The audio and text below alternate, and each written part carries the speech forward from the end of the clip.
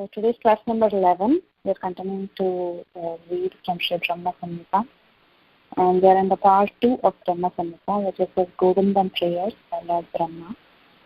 And we just finished about 3 verses so far in the Brahma Samhita by Brahma's prayers.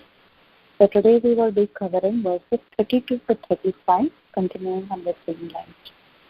And these 4 verses, they go hand in hand.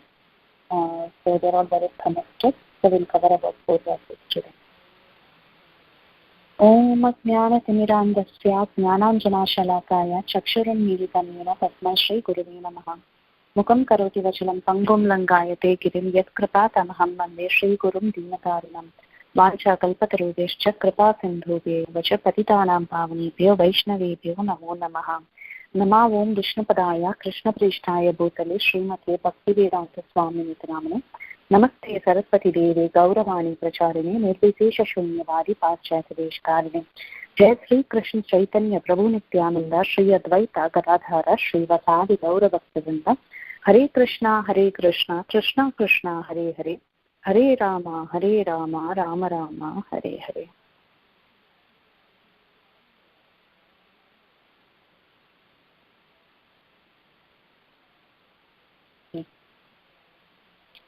So these 4 verses are very nice verses spoken by Brahma, and they remove the idea of the mental concoctions that the materialists have about Krishna. So often people think that these descriptions of the name, form, qualities, and so many things about Krishna and Shastra is actually imaginary. But to eliminate such doubts, Brahma speaks in a very philosophical way to explain how Krishna is the Supreme Person. So that is what we will be seeing in these 4 verses. So I will read the verses and we can do the word-to-word translation and then we will discuss word by word. 532. Angani yasya sakalendriya vrittimanti pashyanti panti kalayanti chiram yakshatanti Ananda Chinmaya Saduchvala Vigrahasya Govindamadi Purusham Tamaham Bhajami.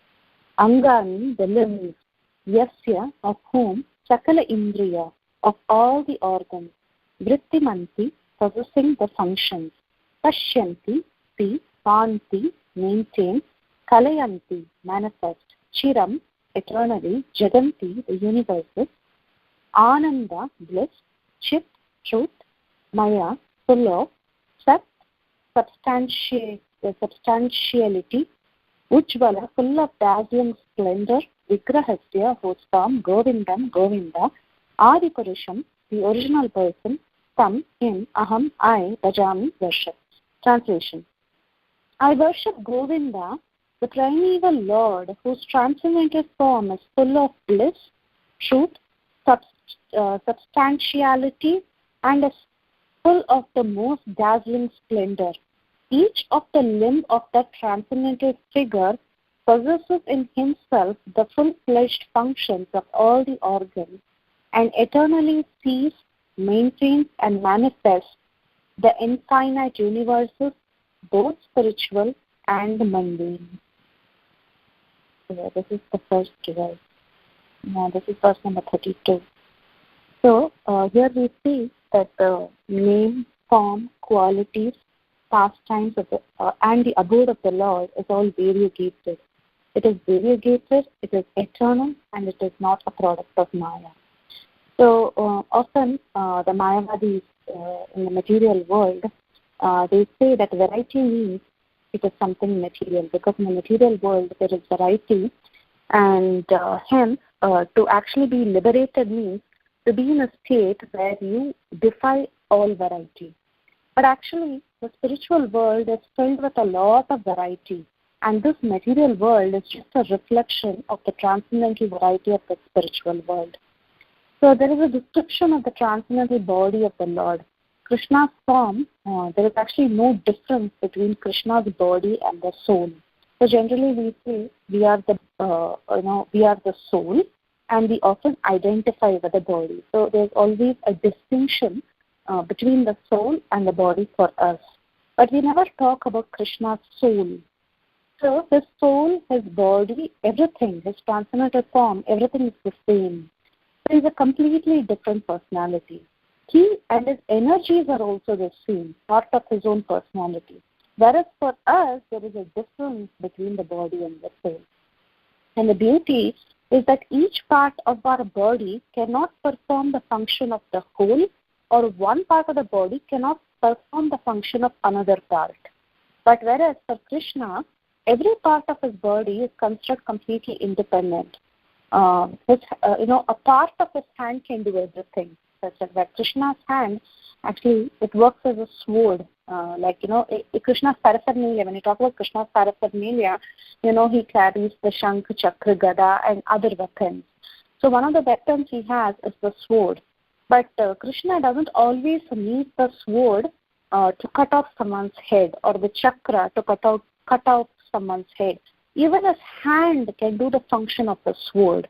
Just like we see in the 10th canto of the Srimad Bhagavatam, when Krishna enters Mathura, there is a washerman whom Krishna finds on the way, and he requests that washerman to give him some nice clothes.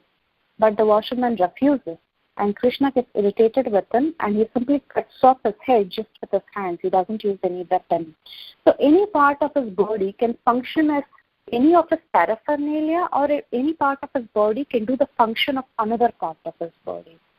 So just like we all see every day this happening in our very homes, when we offer bhoga to Krishna, we know that Krishna has eaten it. But technically, he doesn't eat it with his mouth in our home. Rather, he sees it with his eyes, and through his eyes, he tastes the prasadam.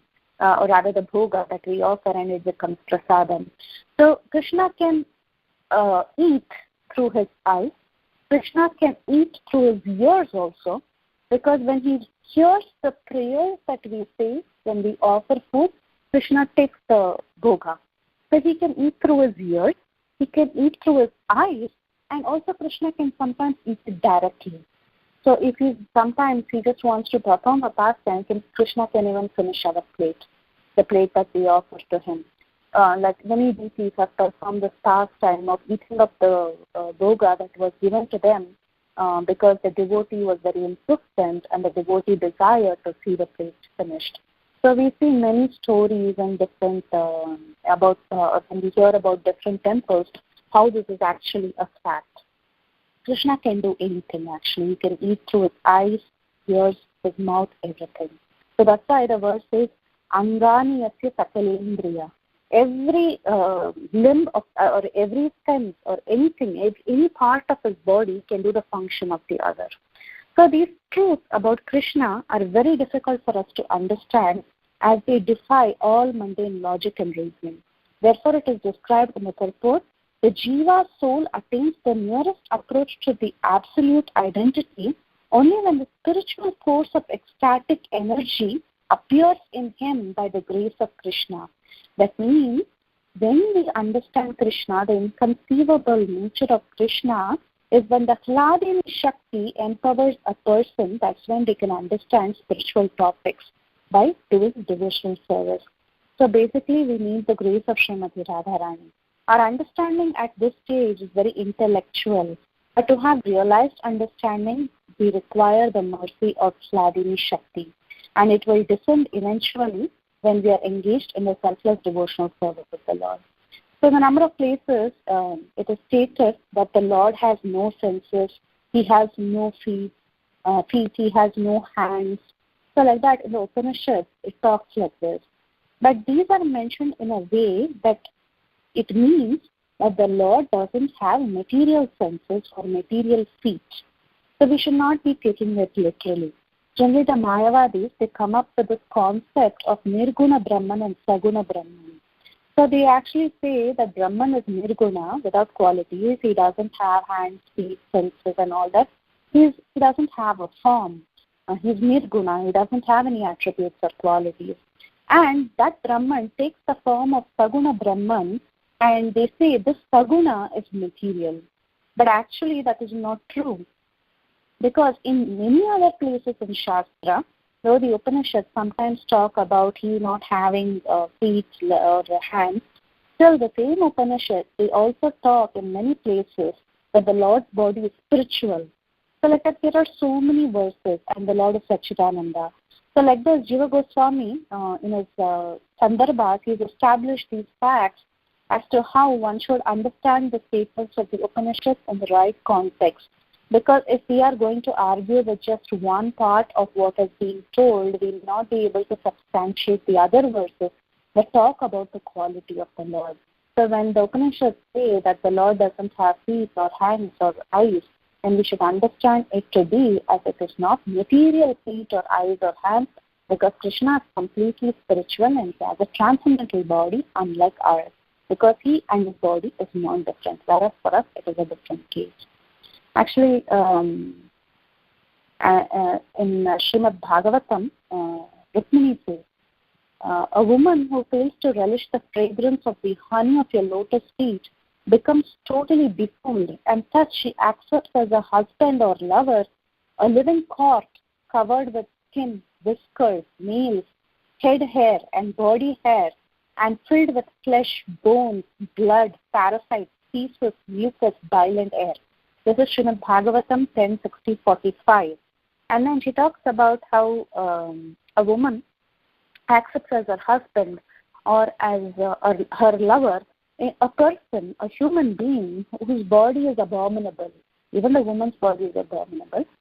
Man's body is also abominable. But here Rukmini Devi is talking. So she's talking for a woman. She's talking from the point of view of a woman.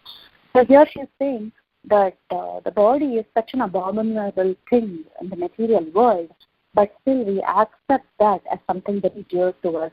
But at the same time, she glorifies Krishna that his body is Satchidananda. It is not like this material body, this ordinary body. It is something very high, very different, and it is eternal. It is Satchidananda. It is not like a normal human body. So she says, who will like that kind of body? I'd rather marry you, or rather you should be my husband, who is transcendental.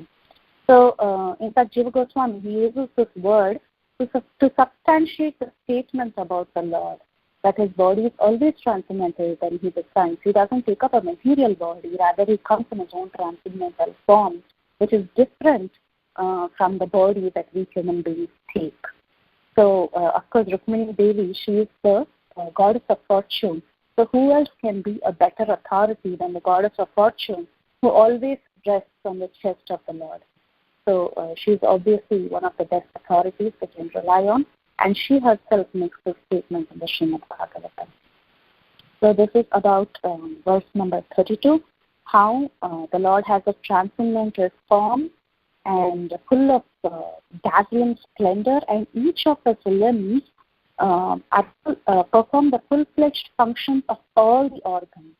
And like this, he eternally sees, maintains, and manifests the infinite universes, both spiritual and mundane. In fact, in the beginning of the Brahma Samhita, we also talk about how the Lord creates with his eyes. By the glance of his eyes, he creates multiple universes. So his glance or his eyes can perform the function of impregnation. So he doesn't even need any other organ or anything else to do such a thing. So he can do creation just by glancing. So that is about verse number 32. And I will go to verse number 33. Advaitam achyutam anadim anantarupam adyam purana purusham navayauvanam cha vedeshu durlabam adurlabam atma bhaktau govindamadi purusham tamaham bhajami. Advaitam, without a second. Achyutam, without decay.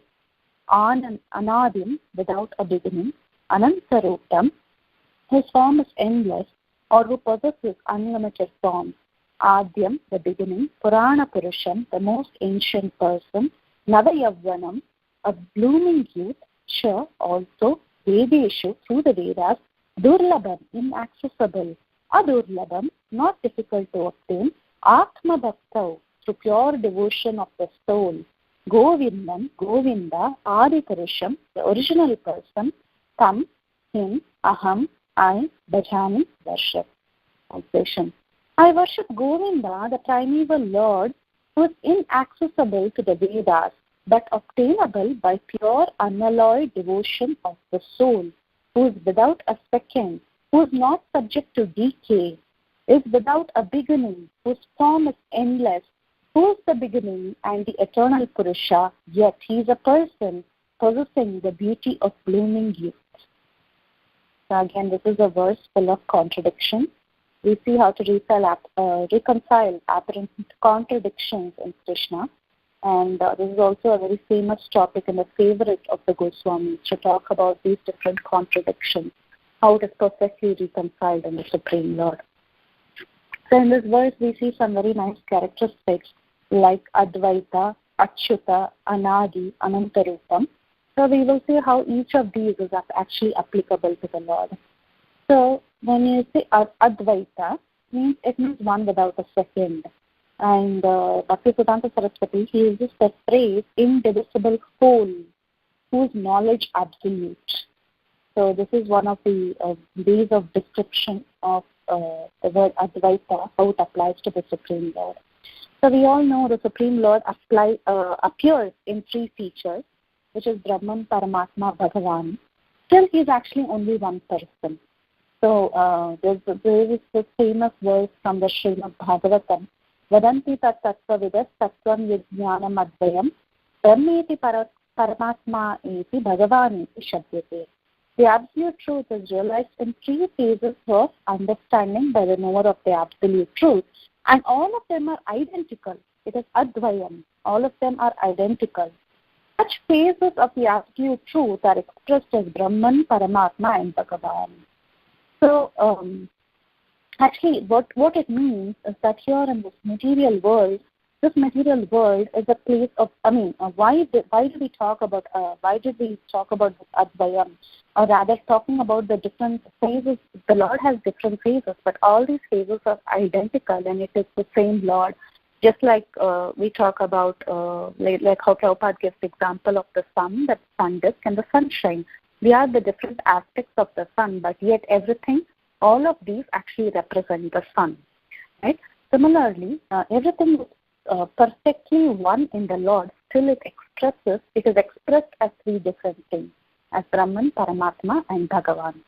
So in this world, we see that this world is a place of duality. There is heat and there is cold. There is light, there is day. There is distress, there is happiness, etc., etc. But in Krishna's abode, everything is Advayam, everything is non-dual. So, again, we should understand that when we talk about the material world, when we were talking about Mayavadis, they say that the Mayavadis, they think that there is no if there is variety here in the spiritual abode, there should be no variety. Liberation means a state without any variability, any variety. We think that there is because there is form in the material world, so the absolute truth should not be this. It's the philosophy of neutrality. This is not the truth. So whatever is seen in the material world, that should not actually be in the spiritual world. That is the understanding. So they always say that the absolute truth has no form. But Srimad Bhagavatam says there is variety, but there is absolute variety. So actually, it is non-dual. Krishna's abode is non-dual. It is absolute variety. It is not like variety. It is plurality without duality. That's our own Padmaharaj talks about it. There is variegatedness. There is variety. But it is not the kind of dualities that we see in this material world. So that's how we understand that.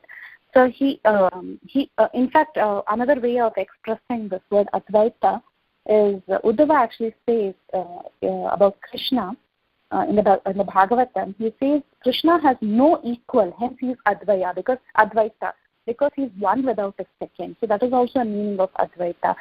He is one without a second, he is without dualities, and his abode is also without dualities, but there is variety.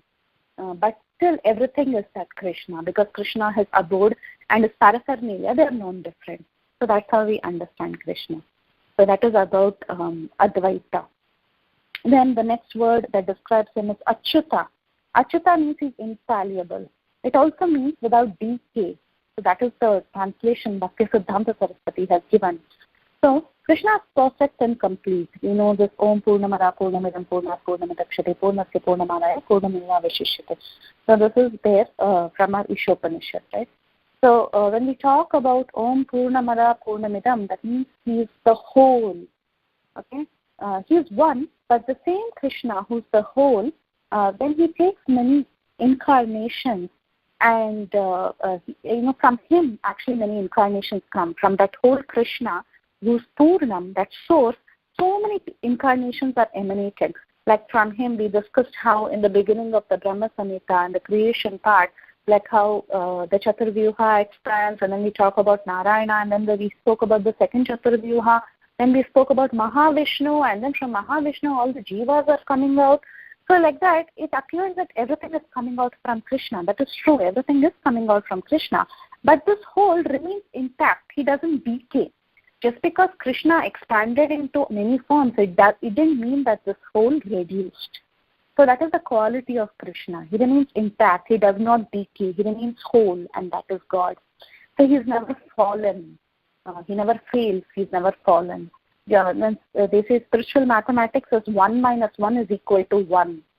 So that is Krishna's mathematics. It is 1 who's whole minus 1. If you try to remove from him, still he remains as whole. Still he's 1. So that is spiritual mathematics. So he expands into many, yet he never reduces. So and not only does he not fall, we say he never falls down, or rather he never decays, or he never diminishes. But rather, not only does he not fall, but also by his mercy, his dear devotees, they also don't fall. They also become infallible. They also become infallible because of the mercy of Krishna. And he protects these devotees by giving him his special mercy. So one who has received the special mercy of the Lord also becomes infallible. Then it talks about Anadi. Krishna has no beginning. He's Anadi. Right? Like when we say Anatha. Anatha means without Anatha. Or rather, that is one way of saying it. Or saying that you're an orphan or something like that. Because you don't know who your parents are. But here the word is Anadi. That means without a beginning. He doesn't have a source, or he doesn't have a beginning. But the same Krishna, who's the source of everything, he takes birth. He has no beginning, yet he takes a beginning. How does he take a beginning? In his pastime. Just like how the Supreme Lord, who's the source of everything, who doesn't have a beginning, or rather a birth, you can say, actually takes birth. How he takes birth is in this material world through the womb of a mother for the sake of pastimes, like how he was born as Lord Ramachandra or Lord Krishna for the sake of pastimes. So he's Anadi, yet he takes birth. Then it says Anantarupam. So after Krishna disappears from his pastimes, like when he came as Lord Ramachandra or he came as Lord Krishna, he disappeared from his pastime after a period of time. But still, when he appeared also he existed, when he disappeared also he existed. So his Rupa is actually Ananta Rupa. That means before taking birth in the material world, for the sake of a pastime, also Krishna existed. Even after he finished his pastime and left the earthly planet also he exists. So he's always Ananta, he's always eternal. And when he takes unlimited forms in different incarnations for the different pastimes that he desires to have, he takes many incarnations just like the waves of the ocean. So still he remains the same. He doesn't change. So the Lord has Ananta Rupa, and that is very bewildering. How the Lord remains, as he is, in spite of taking so many forms for the sake of so many pastimes. So we actually worship one God, one source, one God. But this God, he takes so many forms. So that's very interesting about the Supreme Lord. That is, contradictory, but still it can be reconciled in the Supreme Lord. And in fact, the Brihadaranyaka Upanishad and the Katha Upanishad, they all talk about this, how this one Lord actually takes different forms, but still he remains that one, and he never reduces, or still his forms are not different from him. And then the next word that is used to describe him is Adya. That means without origin. Yeah, Krishna is without origin. And yet he takes an origin again when he comes to this world. So, and then it says Purana Purusham. That means the most ancient person. He's the most ancient person, but yet we all know Krishna is ever 16. He's Navayavana. He is eternally fresh. He's the oldest, and yet he's very, very young. Like we all know how Krishna, when he was in the battle of Kurukshetra, he was 70 plus actually. He had great-grandchildren at that time. Bhagavatam says he was so old that actually he had great-grandchildren. Now, this Krishna, who was almost more than 70 years old in the battle of Kurukshetra, you will never see Krishna being old or having gray hair or probably, having a dwindling body. No, he's always 16-year-old. All the paintings show him as 16-year-old. All the Shastra also talks of him as 16-year-old. Even the Upanishads, they also say that the Supreme Lord is always 16. He's always Navayavana, fresh youth. So that's how Krishna is. And Uddhava, he talks about this inconceivable nature of the Lord. He says, "My Lord, even the learned sages, they become disturbed in their intelligence when they see that your greatness engages in fruitive work, although you are free from all desires, that you take birth, though you are unborn, that you flee out of fear of the enemy and take shelter in a fort, although you are the controller of invincible time, and you enjoy householder life, surrounded by many, many women, although you enjoy in your own self." So again, how Krishna is contradictory. He doesn't need to take birth, but he's of course the source of everything, so he doesn't take birth from anything. But still, he's the unborn actually, but still he takes birth for the sake of pastime.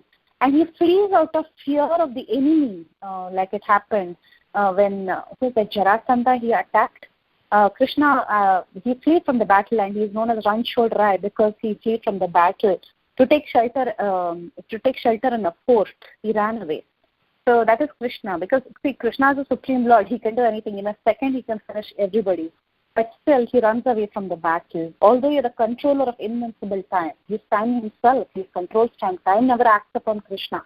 Time acts upon all of us. All of us are becoming old, but Krishna is always 16-year-old because time never acts on him. He is himself the controller of invincible time. When it says you enjoy householder life surrounded by many women, he married 16,180 ladies, but still he enjoys on himself. He's always self-satisfied. So that is the beauty of Krishna. He's an abode of all contradictions. And that is actually called as the Chit Dharma of the Lord. That means the transcendental nature of the Lord. The transcendental nature of the Lord is self-reflective. So, and that is what makes him God, because he can reconcile within himself all apparent contradictions, and that is what makes him God. Actually, we can see even in this material world, there are certain things that act in a contradictory way. Like, for example, certain medicines, they act in a contradictory way. Like, for example, the antidote for a poison is actually a poison. So a poison must, see, when a person, like, for example, there is the story of Bhima, right? When he was actually, he went to the world of the Nagas. He was pulled out. He was submerged in that river by Duryodhana. He was first fed poison, and then he was thrown into the river. And then he started sinking into the river, and he went into the abode of the Nagas. So at that time, it so happened that the Nagas, when they saw him, they started biting on him. They started biting Bhima. And the poison from the snakes actually worked as an antidote. That is, it worked as a medicine to cure that poison. Actually, the poison from the snake should kill Bhima, no, but it acted as a medicine. So like that, sometimes even in the material world, we see things acting contradictorily. There are many things like that. And another thing is Achinti Shakti. Krishna is inconceivable, we were saying, right? One thing is he acts contradictorily, but still these contradictions are reconciled within him because he's the source of everything. And another thing about this is that he has Achinti Shakti. It is inconceivable to understand Krishna's potency. We also see Achinti Shakti sometimes manifest in this material world. Like you have the Sparshmani or the Shamantaka jewel. It had incredible potency. We read in the Srimad Bhagavatam how the Shamantaka jewel was able to produce heaps and heaps of gold in a day. So that is something inconceivable. But whatever is seen in this material world is just a fraction of what Krishna possesses. Krishna is the source of everything. We can see certain small things that is happening in this material world, but all that is just a fraction of the Supreme Lord.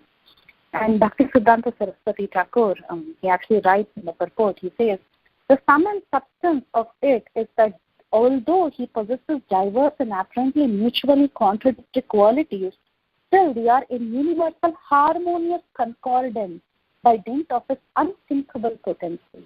Because by the dint of its unthinkable potency, everything becomes harmonious, though it is all contradictory in the Supreme Lord. So why do we say unthinkable potency? Because it is beyond the mind's capacity to conceive these contradictions in Krishna. But however, it is possible. How is it possible? It is possible by devotion. So if the potency, Bhaktisiddhanta Saraswati writes, actually next, after saying this, Bhaktisiddhanta Saraswati himself writes, he says, if the potency of the cognitive function does not extend to the realization of the transcendental, what else can? Okay, that means he's asking, I'm trying to understand Krishna by my intelligence, okay? But still, Krishna is unthinkable. He's got unthinkable potency, okay? But if the potency of cognitive function, the thinking function, does not extend to the realization of the transcendental, it is not able to understand this transcendental Krishna, what else can? How else can we understand Krishna? So in reply, here, Brahma is saying that the transcendental absolute truth is beyond the reach of the Vedas. The Vedas, they originate in sound, and sound originates in the mundane ether. So the Vedas cannot present before us a direct view of the transcendental world, the Goloka. That means, how do we understand the Lord? Through our intelligence, by reading Shastra, by reading Vedas. But how did the Vedas originate? They originated from sound vibration, right? How did the sound vibration come from? It came from ether, all the source material. So therefore, the Vedas cannot present before us a direct view of the supreme transcendental world, which is Goloka Vrindavan. It is only when the Vedas are imbued with the chit potency that they are enabled to deal with the transcendental. But Goloka reveals itself to every Jiva's soul when he is under the influence of the spiritual cognitive potency joined to the essence of the ecstatic energy. The ecstatic function of devotion is boundless, and it is surcharged with unalloyed transcendental knowledge. That knowledge reveals Goloka Tattva, the principle of highest transcendental, in unison with devotion, without asserting itself separately, but as a subsidiary to unalloyed devotion. So that means, unless the chit potency acts, unless, as we already mentioned in the previous verse, unless we have the mercy of Srimati Radharani, or unless we have the mercy from the spiritual world, we cannot understand transcendental subjects. I think today's class also, Bhaktivinoda Prabhu also somewhat brought up a similar topic actually. He was explaining about this a little bit. Anyway, so that is what is said here also. So we see in many parts of Vedic literature, it talks about the three gunas that we have. Vedic literature is so vast. We talk about the different four Vedas and the Upanishads and the Puranas. It is so vast. And all of the Vedic literature, they deal a lot with the three modes of material nature, the goodness, passion, and ignorance. In fact, in Bhagavad Gita, Krishna also says, Traigunya Vishaya Veda, Nishtraigunya Bhavachanam. That means the Vedas are all dealing with these three gunas. But you have to transcend these three gunas. So all the sections of the Vedas, they deal with the material world and they deal with the material energy. But Krishna says, Vedescha sarved ahameva vedyo. The Vedas come from the Supreme Lord, and through the Vedas, he is to be known. That is the goal of the Vedas, and he is the only knower of the Vedas. So now when we say Vedas are actually coming from the Supreme Lord is transcendental. And how can you say that something coming from the Supreme Lord is not transcendental? But we see that so many things that are coming from the Lord is actually not transcendental. In fact, this material world, this material energy, nothing is transcendental. But still, how does it become transcendental? It becomes transcendental only when it is imbued by the chit potency. So unless that portion of the spiritual subject that is blessed by that Hladini Shakti of the Lord, the actual intent of the subject is not revealed to us. So the Vedas, we all know that more than 97% of the Vedas is all karma kanda. But whereas the Puranas, they have descriptions of the intimate pastimes of the Lord. And since Vyasadeva is the incarnation of the Lord, he knows everything about the absolute truths. So especially he reveals this in the Srimad Bhagavatam. So Vedic knowledge alone, just having the 4 Vedas, that alone cannot reveal the Supreme Lord completely. But unless you have the blessings of the Puranas, it is very difficult to understand the Lord.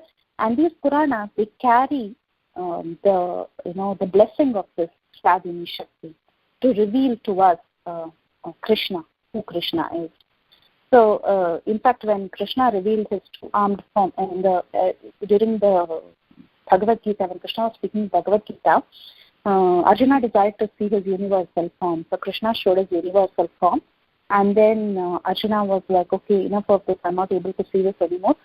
Please come down to your four-armed form. Then Krishna reveals his four-armed form, and then finally he requests him to take his Saumya Rupa, which is two-armed form, which is the most beautiful form. So then Krishna takes his two-armed form, and then he says, this is the most difficult to behold, this two-armed form. So it is only by unalloyed devotion can one really understand who this Krishna is, who the Supreme Lord is, who the source of everything is. We cannot understand Krishna by learning Vedas or doing austerities. By both, it is not possible to know Krishna. But by the mercy of Srimati Radharani, by the mercy of the Hladini Shakti, and by performing unalloyed devotion, taking her mercy, it is possible to understand Krishna. And there are many examples in Shastra that talk about it, like the Yajnik Brahmanas. We know the story in the 10th canto of the Srimad Bhagavatam as to how the Brahmanas, they were very learned. They were very learned in Shastra. They were very, very learned in the Vedas. And they were performing big, big yajnas. But the wives of the Brahmanas, they didn't know all this. All that they had is pure devotion. And when the Brahmanas, they refused giving food to Krishna, and the wives actually took lunch for Krishna, went running to feed Krishna, then the Brahmanas realized, actually, to hell with all our Vedic studies. We couldn't recognize the Lord when the Lord came directly and asked for food. We were busy offering oblations in the fire, which is the fire is the mouth of the Lord. So we are trying to give Yajna book. That means the Lord eats through the oblations of fire, right? So we are trying to put food, or rather feed the fire, but we didn't feed the Lord when He came directly to us and when He asked for food. So to hell with all our Vedic studies, because what is the goal of the Vedas? The goal of the Vedas is to know the Lord, but they didn't do that because they didn't. Because the wives, they did devotion. They had pure devotion. They just didn't have dry Vedic study. They had something more than that. So this is about verse number 33. Now, and of course, there are many more examples actually. Sorry, I just skipped. Not only the Vedic Brahmanas, there is also examples like how Brahma. Brahma is very learned. Brahma, he got bewildered in the Brahma Vimohan Leela. So he is the source. Actually, the Vedas. Actually, Brahma is the guru, right? Like he gives all the 4 Vedas to us. He speaks out the Vedas, and he gives us everything. So he is very learned, but he himself, he got bewildered. And there is a famous story of the cobbler and the Brahmana. In fact, even in our Bhakti Raksha, remember we enacted this pastime of how a cobbler and a Brahmana, both of them, they asked Narada Muni about about when I would get liberation. So when Narada Muni went and asked Lord Narayana said that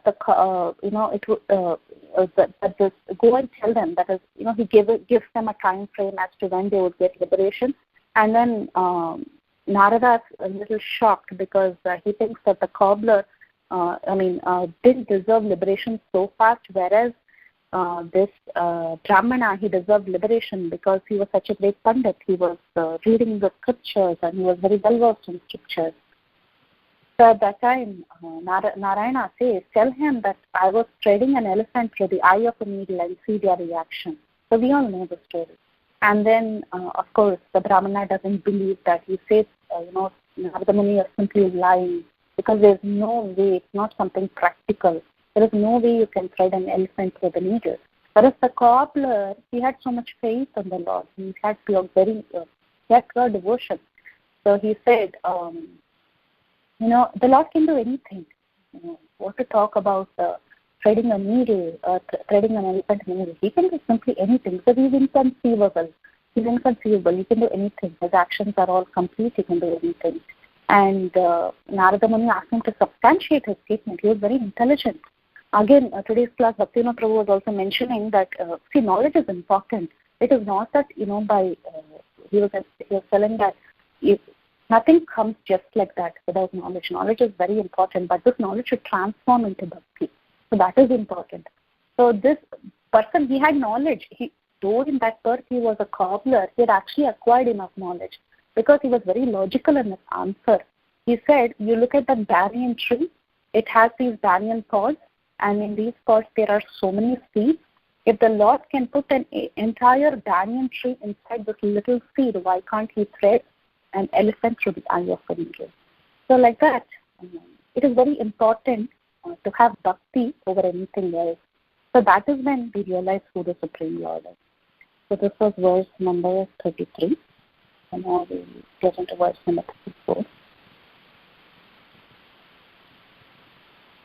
Pantastu koti shataspatsarasam sampradamyo vayo ratapi manaso munitungamanam sopyasti yat prapadastini avichintya tattve govindamadi purusham tamaham bhajami.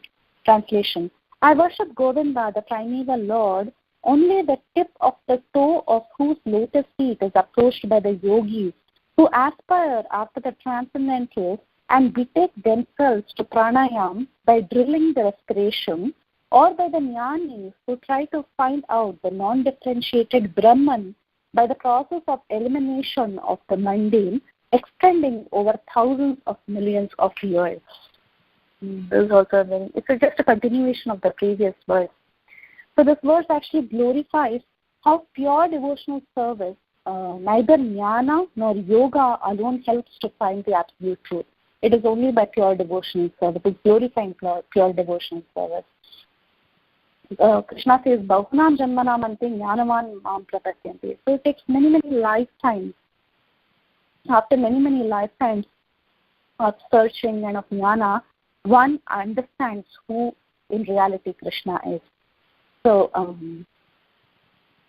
these yogis and the jnanis, they're trying to negate everything, so that, they can get out of material misery. They're trying to negate everything. But still, they are not able to enjoy the real happiness. The real happiness is actually enjoyed by devotees. Like the jnanis, they enjoy the Brahmananda, happiness being in the Brahman. But still, this enjoyment is described as being like getting the water in a hoof print of a calf. The water collected in a hoof print of a calf. That is the amount of enjoyment that jnanis who have attained the Brahman are actually enjoying. They are also enjoying, but the knowledge, the happiness that they are having there, that Brahmananda that they are having there is like the water in a hoof print of a calf. Whereas the happiness of the devotees who enjoy as associates of the Lord, the happiness they are having is compared to an ocean of happiness. It is so vast. It is like really, really, really vast. In Bhakti-rasamrita Sindhu, Rupa Goswami says, actually this jnana and yoga, Ashtanga yoga, when you get all these, as you practice more and more, when you get powers, it's very distracting. And also it actually becomes a hindrance because the heart of a person doing too much jnana, it becomes hardened. They become very, very hardened. So without bhakti has to soften your heart. Only when your heart is softened, you can actually enjoy, or rather you can understand who Krishna is. You can understand the inconceivable nature of Krishna. If your heart is too hard, you will keep speculating. You cannot really understand who Krishna is. In fact, Brahman realization is compared. Prabhupada, he says, like it is like watching out from the window of an airplane. So when you're doing this long distance traveling from USA to India, you go on the plane for almost 18, 19 hours, and that time you're looking out of the window. It is all the same. You're just looking at clouds, clouds, clouds, clouds, clouds. There is no variety. Until during takeoff there is some variety, during landing there is some variety, and maybe when the flight is flying a little low, you can see a little bit of some nice clouds, or you can see some hills, maybe some lights in the city. But generally, when you're flying in a high altitude and you're looking out of the glass, how long can you look out and enjoy? So that is like Brahman realizing, how long are you going to be there?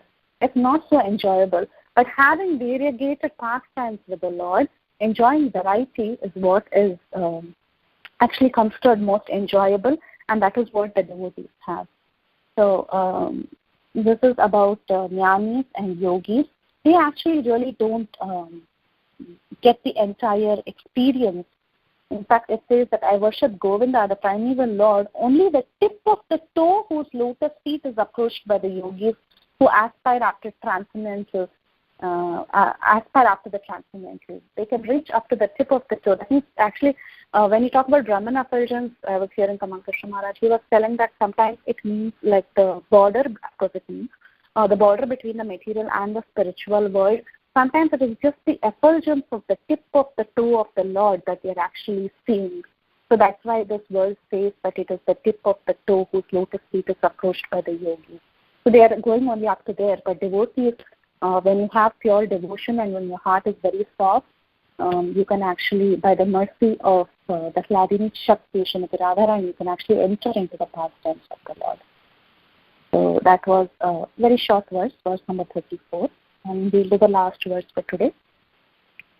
Ekopi asau rachayitam jagadanda kotim yatshaktirasti jagadanda chayayatam ta andantarasta paramano chayantarastam govindamadi purusham tamaham bhajami. Translation. He is an undifferentiated entity, as there is no distinction between potency and the possessor thereof. In his work of creation of millions of worlds, his potency remains inseparable. All the universes exist in him, and he is present in his fullness in every one of the atoms that are scattered throughout the universe, and let me read that again. He is present in his fullness in every one of the atoms that are scattered throughout the universe at one and the same time.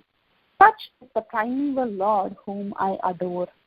I'll read the translation again. He is an undifferentiated entity, as there is no distinction between potency and the possessor thereof. In his work of creation of millions of worlds, his potency remains inseparable. All the universes exist in him, and he is present in his fullness in every one of the atoms that are scattered throughout the universe at one and the same time. Such is the primeval Lord whom I adore. Okay. Again, talking about this verse, in fact, they say this is like this talks about Achintya Beda Deva Sattva. How Krishna is very inconceivable, and he's Beda Abeda. He's different, and still he's one. So this is a good verse for supporting the Achintya Beda Deva Sattva. It's actually Krishna is the basis of Brahman. Like he says in the Bhagavad Gita, Brahmano hi pratishtha. So Krishna is the basis of the Brahman, and he's also the source of all the incarnations, right? And yet, this great person who's the source of everything, he's the source of this great Brahma Jyoti, he's the source of everybody, he's the source of all the incarnations, different forms. But still, he takes the form of a little simple cowherd boy, and he gives pleasure to all the Gopas and Gopis. So this is very inconceivable. In the Srimad Bhagavatam, Queen Kunti, she prays the famous prayers of Queen Kunti. She talks about how she is bewildered by the Lord. So she says, of course it is bewildering, O soul of the universe, that you work, though you are inactive, and that you take birth, though you are the vital force and the unborn. You yourself descend amongst animals, men, sages, and aquatics. Verily, this is very bewildering.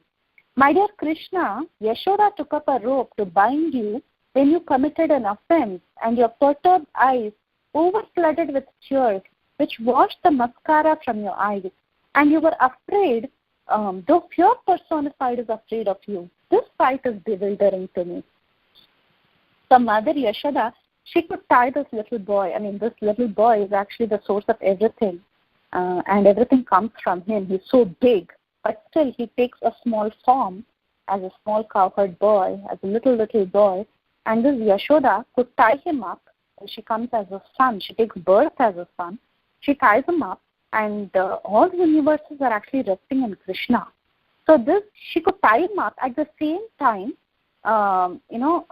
she is able to see in one of the pastimes when he opens his mouth that the entire universe is contained in him. So this is very interesting. She's able to hold Krishna on her lap, like he's contained in such a small form that she's able to put him on the lap, put him on her lap, and then when she sees his mouth, she's able to see the entire universe, she's able to see herself, she's able to see him also. So this is the inconceivable nature of the Supreme Lord. So he's the localized Paramatma, yet he's the Virat Rupa, and also all the universes are emanating from him. So this is very inconceivable about Krishna. And these are the verses I actually wanted to talk about. Of course, there's so much that can be added, and most of this we all have heard again and again, but the pastimes of the Lord are always relishable. So if anyone wants to add anything, you had any point that you would like to add after hearing these verses about how Krishna is, and we can always glorify him, please feel free to make any additions or corrections. Thank you so much. Hare Krishna.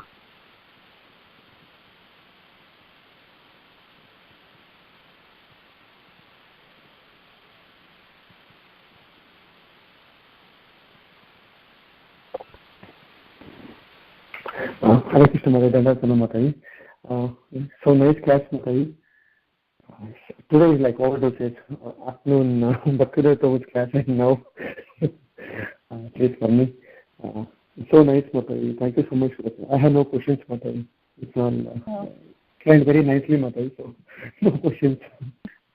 No problem, Prabhu. Thank you so much. Yeah, today has been a lot of hearing and nice. It's been really, really nice. Yes.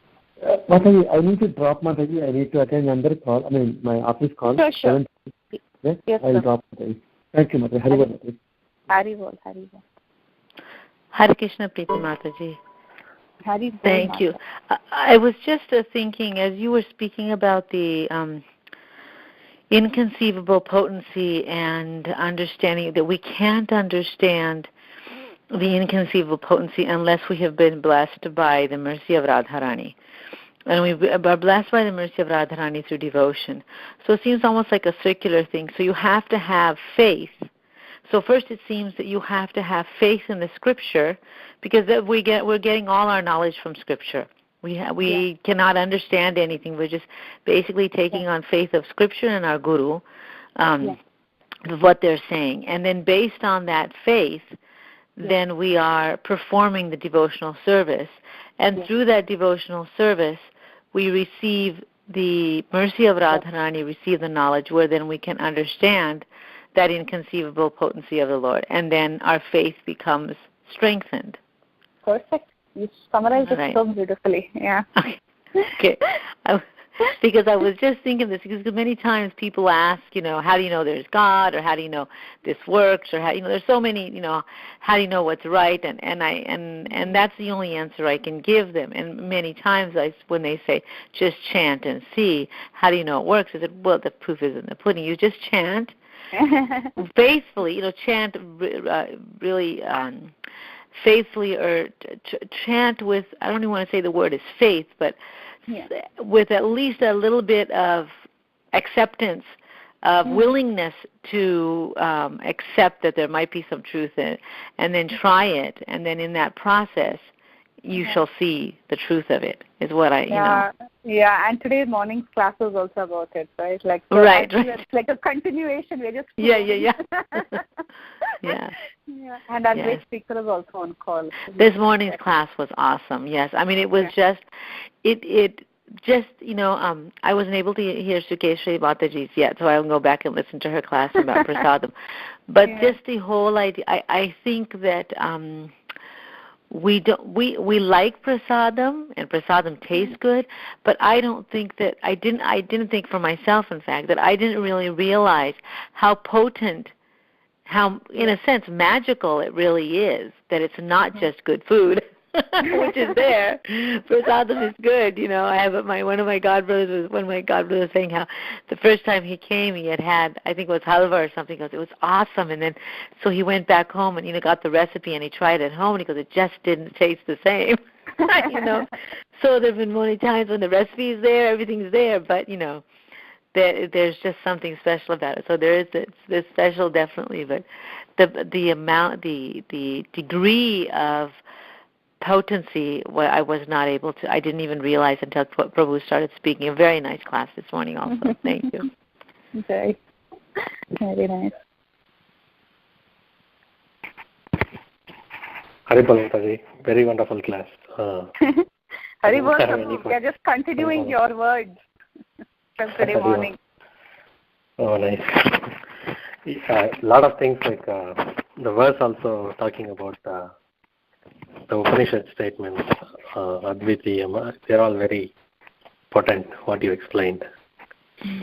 And most importantly, you are talking about the pastimes from Bhagavatam.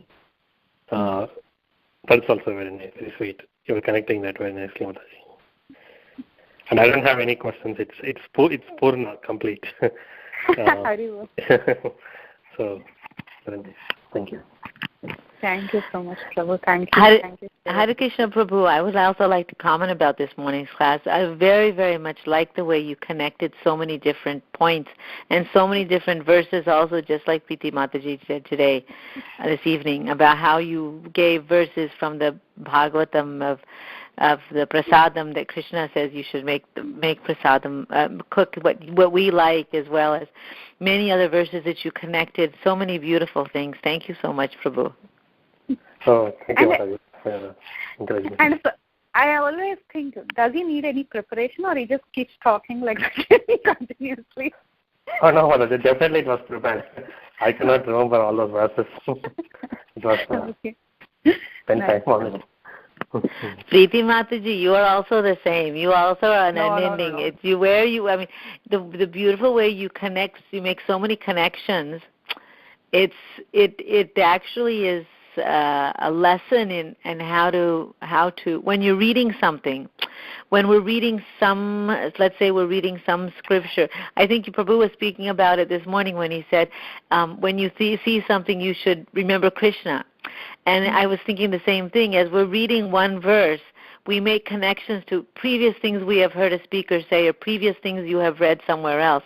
So it's very nice how all these things are connected. Shows how powerful even Srila Prabhupada's purports are, because there are so many connections, right? I mean, now where is this from? It's obvious from Srila Prabhupada that we get all these connections, Very true, very true. Yeah, so nice. Yeah. Very nice, Mataji. Haribol Mataji, Nanu, thank you so much for the wonderful class, Mataji. Haribol Revati. It's really nice, Mataji. Like always, you start with revising the previous verses, though we forget. So it's really great, Mataji. Haribol Prabhu, I am yet to hear your class, Prabhu. Night I will hear, Prabhu. Oh, Haribol Mataji. Yes. Yeah, it was very nice. There were a lot of callers, Mataji, today. So, wow. It was really good. Anyhow, the recording will be available, so you can always hear. I will listen, Mataji, tonight. Yeah. Sure, Mataji. Okay. Thank you so much, Mataji. Hare Krishna. Thank you, Revati. Haribol. One thing I want to thank you, Mataji, because of your organization. Today was very good. A lot of thoughts about Krishna. Otherwise, it's not possible. Afternoon, evening time, the thoughts are very continuous, even now in the evening time. Nice. Wonderful. Wonderful, sir. Very nice to hear. Okay. So then we can end the call. Thank you all so much again. We'll end the call. Ansha Kalpatara Krishna. नमो नमः. श्री ब्रह्म समिता की जय, श्रील प्रभुपाद की जय, और वैष्णव वृंद की जय. हरि जय. All worship be the Vilasini Mataji. Hare Krishna. जय. हरि बोल. हरि बोल.